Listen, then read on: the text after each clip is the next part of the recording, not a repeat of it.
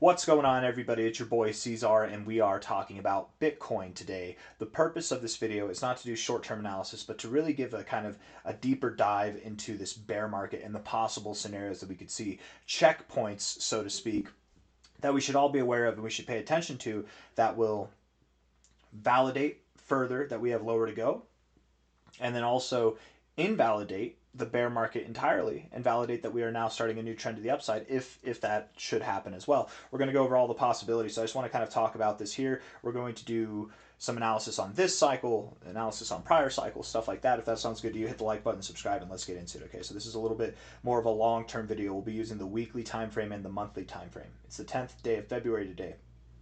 And again, here,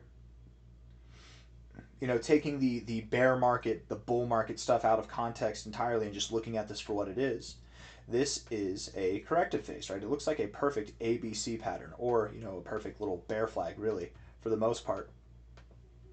From a high to oh, that's not what I meant to do. Hold on now. From a high to a low, if we take this and we put this at our high here, our high to low measure move was pretty spot on. It wasn't perfect. It wasn't perfect. This move from a high to a low was a little bit shorter than this move is from a high to a low, but that's pretty normal, right? This is your third wave. It's one wave down, two wave up, three wave down, right? It's 1, 2, 3. It's your third move. The third move is typically the biggest. Not always, but typically. And I bet we can find an example of that here, right? Clearly, you stopped your bear market, or clearly you started your bear market here. 1, 2, 3. This was the biggest wave. 4, 5. That was the biggest wave, though, was the third leg, right? Whenever it comes to the bull market, and it depends on if we're in impulse. It depends on how we're moving. If we're moving like this, and we're in some kind of greater consolidation phase, what they call a flat or a triangle, then the third leg is not always the biggest leg, right? So it depends on how things go, on the type of structure, on the type of movement that you have, right? We look at the bull market here. From a low to a high, you have wave 1 up, wave 2 was consolidation, and wave 3 was the biggest wave of the whole cycle, right? Wave 3 is typically the biggest wave. So I feel like we're on track here with our thinking that this is the third wave. Now, here's the reality. The reality is the third wave might not be over. We could still go lower. And we did something very similar to this in the last cycle, actually. We see this here. You dropped down. We look at this from a high to a low. We put that measurement right there. You didn't go quite as low as this, but you did drop down quite a ways. And you saw a big wick. You moved sideways for four weeks, 5 weeks, however long it was, but this was all still part of the same move, even though you went sideways here. So just accept, again, the thought that maybe not that we have a big drop like this coming in. I don't think that's what's happening. But just the thought that wave 3 might not be completed. We could go lower if we needed to. And if we take this low to high retracement here, this level, the 2618 at 58K, certainly does stand out. I don't know if that's what we're going to do. I feel like I'm shifting the long-term vibes into the more short-term intermediate vibes. I want to get away from that. I do want to talk about the long-term. So let's talk about checkpoints. What I meant by checkpoints. I said checkpoints, so to speak, as far as what validates and invalidates bear market trends. Last cycle,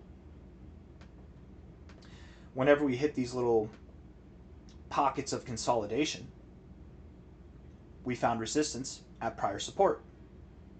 We did not get higher macro highs. We had higher highs in the range, but not higher macro highs, right? Bear market stuff. Whenever we had this pocket of consolidation here, we found resistance at prior support, and we didn't actually even interact with that level. When we found consolidation here, we found resistance below this area of support. We didn't even interact with that level technically, right? Bear market conditions.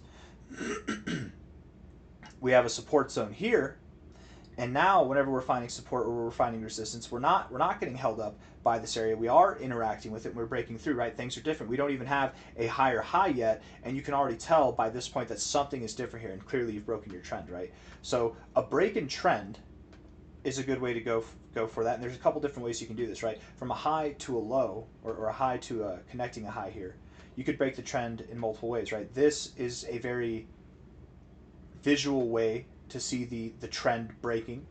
Technically, even if we get above this trend line, we would still have a lower high. So in that sense, you still have lower highs and lower lows. You're still in a downtrend. but your trend line may have broke. Have we done that? Have we done that before? Did we do that in the last cycle? Not until the bear market was over. That's a pretty big deal. I mean, here, yes, you kind of broke out of it, but I think, you know, we're past that point. We have our trend here. So just in that kind of context, you know, if it's April and we're above 80K, maybe we're not in a bear market anymore. If it's March and we're above 82K, maybe we're not in a bear market anymore. Going back to the thought of being in a bear market, though, and how we interacted here whenever we did break out, whenever we were in our 1, 2, third leg, right, when we were in it, when we found resistance, we did not touch, we got very close, but we did not touch this low. This low here was at about 32.9K. This high, at the highest, was at 32.4K. There's a gap there of about like $500. Very close, but technically you didn't touch. You got very close here, but technically you didn't touch. I'm thinking we're going to do the same thing here. Again, the question is this low or not? I don't really care. It's a low area where if we go lower, it'll be barely lower. But we're, you know, just like this, we're in that low area here. We're in that low area. If we go slightly lower, I don't think it matters. You're not a dummy for saying that this was the low, right? You were wrong, technically, but you're not a dummy. Like that was still really good. You know, if anybody calling for this to be the low, even if we go lower, it's not going to be by much. It won't really matter, is what I'm trying to say. I think more or less what we're going to do is we're going to consolidate, we're going to move sideways, and we will move up. Maybe we find resistance at this trend line, maybe we reach for the trend line but we miss it, we don't actually hit it, whatever.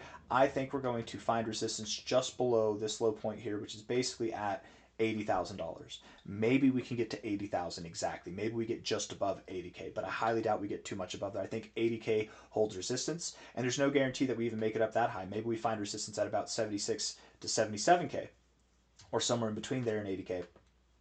And just again, consolidate, move sideways, and then move down.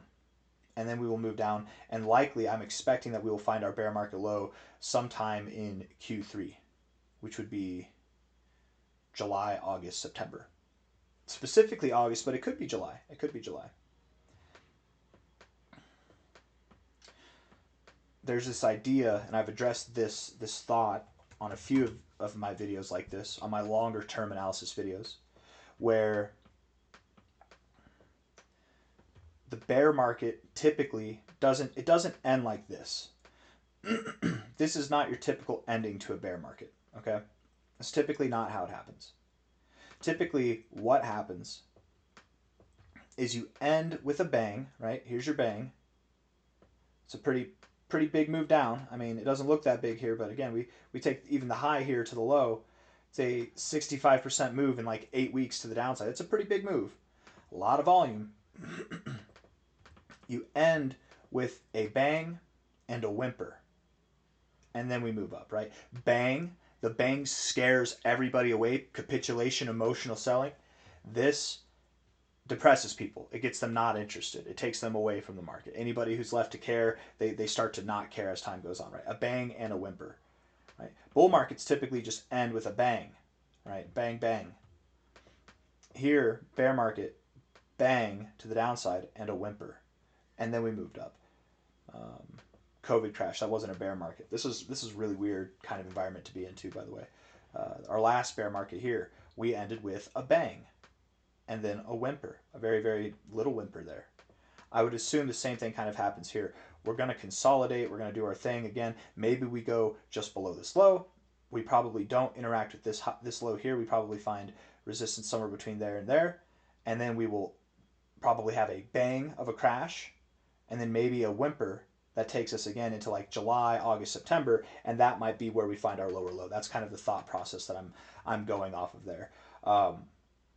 So with that thought, in direct contradiction to that thought, if we get the first point of failure to validate that we might not be in a bear market anymore, this could be the low, or if we go lower here and then we come back up, that this could be the low, wherever it is, that we might be starting a new bull market, the validation there isn't at this level, but it starts at this level.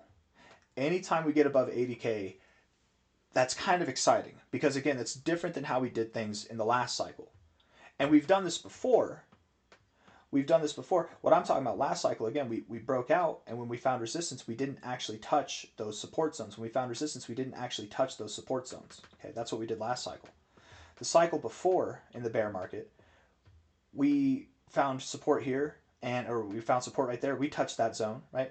We found support right here. Whenever we broke down, we went through that zone. It was a different kind of market dynamic, right? We were in this overall descending triangle pattern, where here we were more in like a channel downwards, right? A straight channel downwards. So it's a different dynamic. I think it's pretty obvious at this point we're not in a triangle. It seems as though we are in a process of moving down a multi-legged process, and I think it's going to be a 1, 2, 3, 4, 5-legged pattern, just like our last cycle was, right? Our last bear market here was from the top at 69K, or I guess two. Yeah, it was our last bear cycle. Would have been 1, 2, 3, 4, 5. It was 5 legs as well. Again, ending with a bang and a whimper on that fifth leg.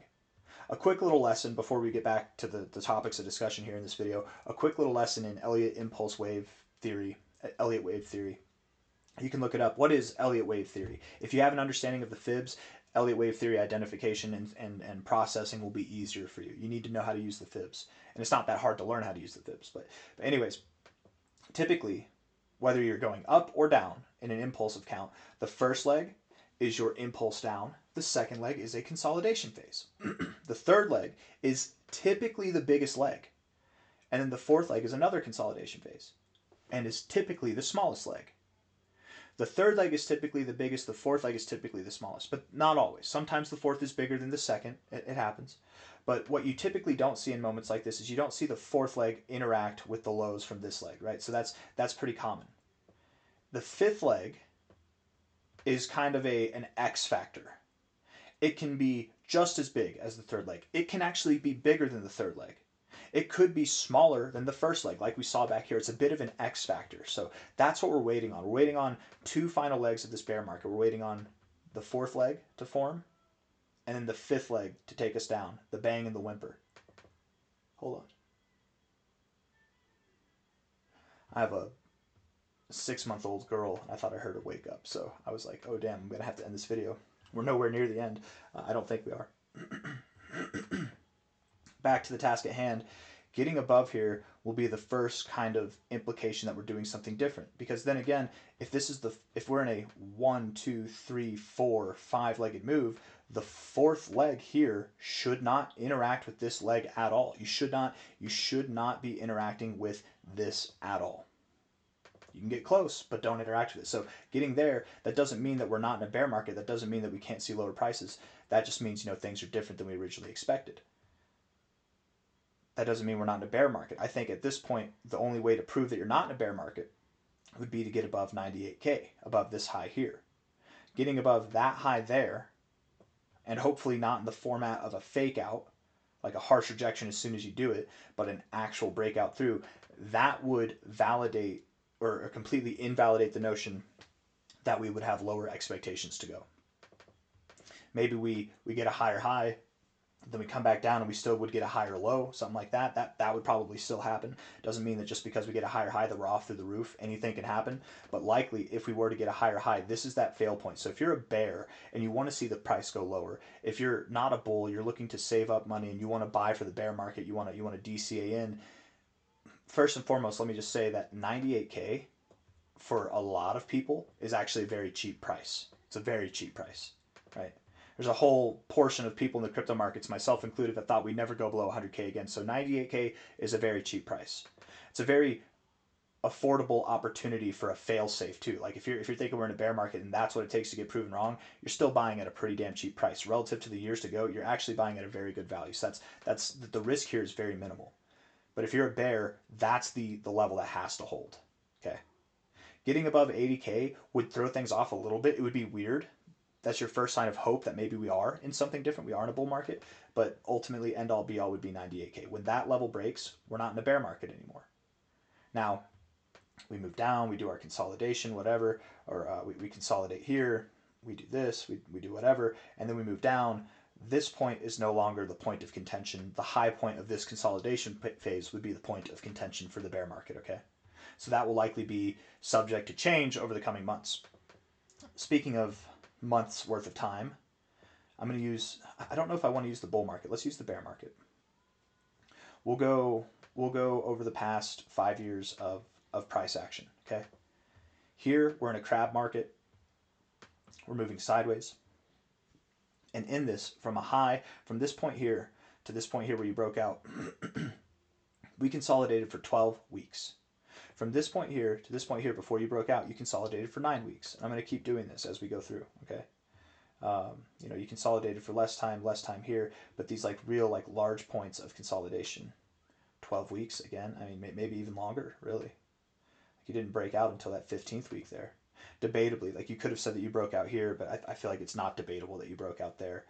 Here, from a low to the point at which you broke out, which would have been this week. That was 21 weeks, you guys. 21 weeks consolidation. Here, from a low to that point where we broke out, that was 9 weeks. I don't want to measure all the bull market stuff, but just getting that, I mean, looking at this here, you can see 12 weeks, 9 weeks, 15 weeks, 21 weeks, 9 weeks here. That was the consolidation. In these phases, from here, did we have a higher high? Yes. We still broke out to the downside. From here, did we have a lower low throughout this whole 9-week period? Yes, we did. After we started consolidating, yes, we did, but we still broke out to the upside. Here we had higher highs, we still broke out to the downside, right? So just don't get too excited or too discouraged from lower lows or higher highs, if that makes sense. We look at this bear market so far, and maybe we can start here. This is still technically part of the bull market, I suppose, or maybe an overall crab market like last cycle. 13 weeks of consolidation, really. I mean, actually, we didn't really break out technically until probably like this week, 17 weeks. Still a long time. Here, from this low to where it was that we broke out would have probably been the 9th week there. 9 weeks. 9 weeks coming up again. 9 weeks, 15 weeks, 21 weeks, 9 weeks, 9 weeks, 12 weeks, right? 9 weeks is on the lower end of things. That's on the lower end of consolidation. I would assume, again, from here, we could see lower lows. That doesn't mean we're breaking out. That doesn't mean we're in that fifth leg down. We just could see lower lows. We're certainly in our consolidation phase now, in our consolidation area now. 9 weeks from now would be April. April. So there's multiple avenues of thought that are going through my head right now. Getting above 80K, first off, would be somewhat bullish. It'd be different than what we've seen before. It doesn't necessarily mean the bear market's over, but it would be more bullish than certain things that we've seen before, especially compared to the last bear market and this current bear market. Again, look at this, guys. just like the last bear market, this high point here did not interact with these lows here. Yes, it interacted with these lows. Technically, it just missed those lows. Technically, it didn't even touch those, but very same stuff, right? You didn't go all the way up here to find resistance. You found resistance below, just like the last bear market. So getting above here, getting above 80.6K would be important in potentially invalidating the bear market. Ultimately, that's your point of contention at 98K. But if you can do this, if you get above 80K before April, that I think would only be more bullish. That'd only be more bullish because now our consolidation range is invalidated in less time too. That would only be more bullish. 9 weeks at a minimum would mean that we break out. We likely see our breakout zone where we're consistently living in prices below 60K sometime in April or later. And I'm going to take the or later option. I think 9 weeks is on the short end of the spectrum. 15 weeks seems to be more appropriate, 12 to 15 weeks. I don't think it'll be necessarily 15 weeks, but something between 12 to 15 weeks. Let's put another line here at 12 weeks, and then we'll put another line here at 15 weeks. And I'll change the first line. We'll make it white because it's vanilla, and I think it'll be easy to go through, right? I don't know. I'm just different color. The yellow is kind of the more expected zone. Could it be longer? Could it be 21 weeks? Could it be 17 weeks? It could be. So let's just put a line all the way out here for 21 weeks. It could be longer, just from what we've seen. And maybe still longer than that even. Could it be shorter? Yes. Could it be longer? Yes. The white lines encapsulate the overall area at which we could expect to break out. Again, this is not the low. This is the breakout of this phase. Could happen from here. It could happen from here. You know, it could be something like that. We could find our high before either of these lines and still be consolidating, right? You can find your high. We found our low here. We were still consolidating for 1, 2, 3, 4. I mean, like, literally, you found your low. You didn't see a higher high until 12 weeks later. You found your low, and you spent the average amount of time that we normally spend consolidating in a bear market anyways. So just because we hit this zone, or just because we hit the highs at 77 to 80K before we get to the zone, that doesn't mean anything. Okay, that if as long as we're not above this low, that doesn't mean anything. At some point, then we will start to break out. And again, this is not when the bear market low comes in. This is just whenever phase 5 happens, right? Phase 1, 2, 3, 4, 5 happens. And likely from there, we'll end with a bang and a whimper. Okay? The whimper phase last cycle lasted about 9 weeks. The whimper phase, the cycle before, lasted about 19 weeks. I hear my 6-month-old waking up, so I'm going to go get her. But I hope I gave you guys some stuff to think about, right? This would be sometime between April or June before we even break out to that lower phase and we consistently live below 60K. After that, we will likely consolidate further for another 9 to 12 weeks. The point of contention is 98K. We get above 98K, we're not in a bear market anymore. I've got nothing else to say. I'm going to go get her. Hit that like button, subscribe. Thank you all for being here. I'll see you on the next one. Take care.